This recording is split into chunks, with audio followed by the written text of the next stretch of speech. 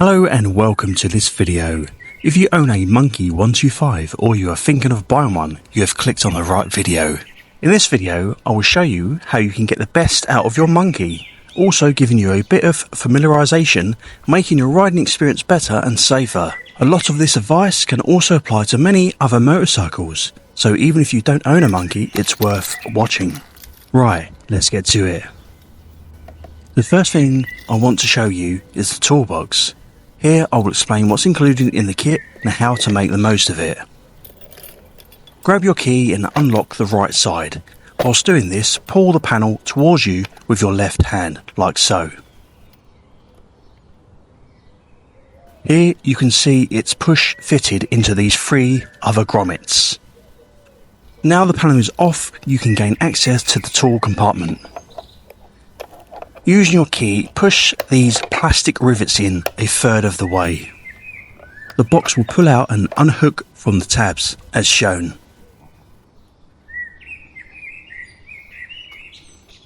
This is what you get in the box: a double-sided screwdriver, an 8 and 12mm spanner, a 10 and 14mm spanner, an Allen wrench, a helmet hook, and finally a fuse puller. Next topic I want to cover is comfort and adjusting the bike to fit you. Sit on the bike and get a feel for the controls. Pay attention to the handlebar reach and check lock to lock, lever and comfort.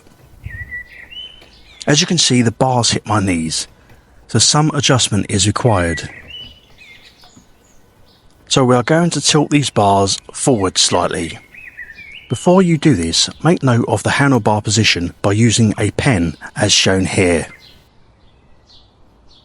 We now need to remove these screw caps. Be careful as they are plastic and will prone to get damaged.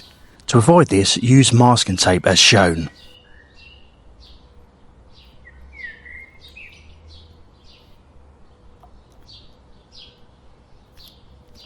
Put a rag on the tank and grab the Allen wrench supplied in the toolkit.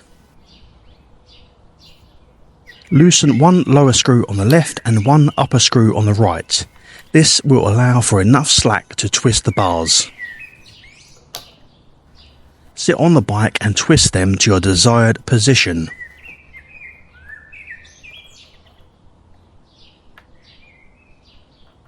Tighten the bolts in a cross pattern. The torque settings are 27 Newton meters.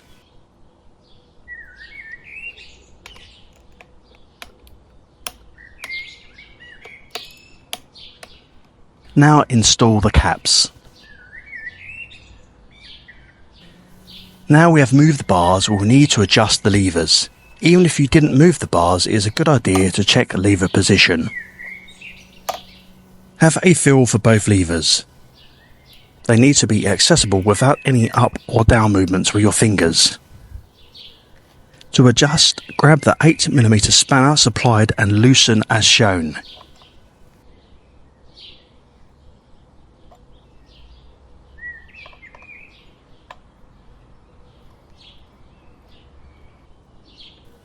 Get them in your desired position and tighten them up. I would advise using a socket on these nuts to avoid rounding them off. But it doesn't matter if you only use the spanner, but be careful. Once you are happy, nip them up to 10 Newton meters.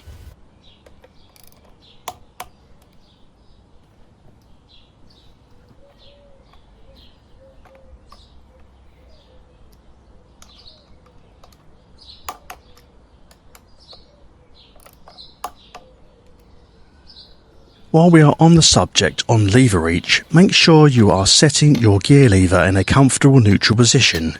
To adjust, remove the 8mm pinch bolt, turn the lever in the desired position and nip up to 8 Newton meters.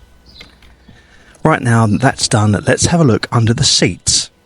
To remove the seat, use the Allen wrench supplied in the toolkit. Locate the two bolts at the front section of the seat as shown.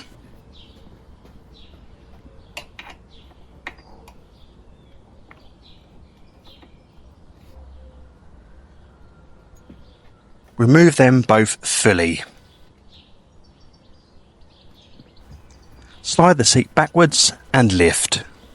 Here you can see its locating points. Under the seat we have the fuse box, relays, ABS unit and battery. In the future, if you have a blown fuse, this is where you would use the fuse puller. Have a visual check of the connections of the battery. Sometimes they may vibrate loose where they have been newly installed. Grab the screwdriver and tighten them if required.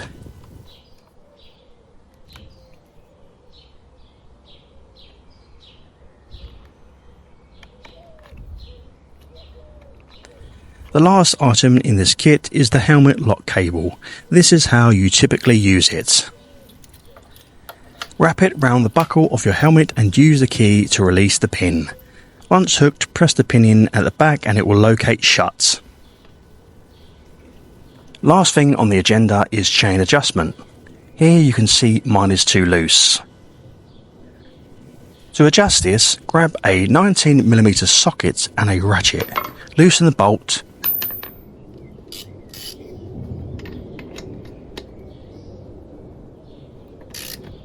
The spindle will turn on the opposite side, so you need to use the 14mm spanner supplied to stop it from rotating. As the chain is loose, we want to bring the wheel back. In order to do that, we need to turn the chain adjusters anti-clockwise. Start with the right side and turn the spanner 90 degrees.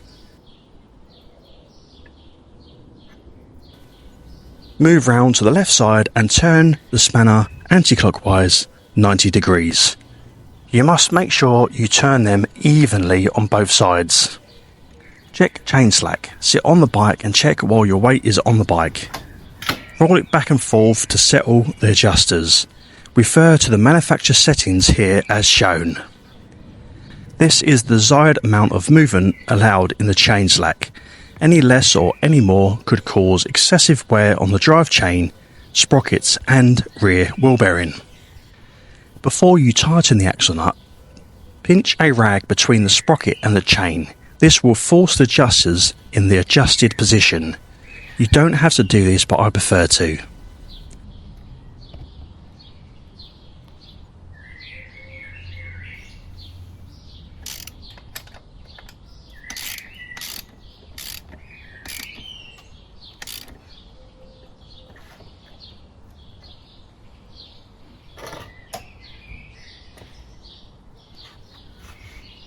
Tighten the actual bolt to 59 Nm. It's very important to get this correct, as if it's too tight it can cause damage to your wheel bearing, and if it's too loose your bike will become dangerous to ride. Once you've finished, install the toolbox and the side panel back to the bike.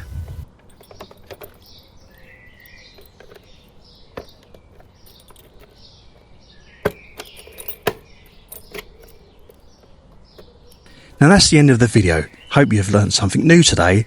If any advice you want to share, please comment below to help others. Thank you so much for watching. Please consider subscribing to see more content like this. Feel free to follow me on Facebook, Instagram, and if you're feeling really generous, you can buy me a coffee. Until then, I've been Nick and I'll catch you on the next episode. Ride safe.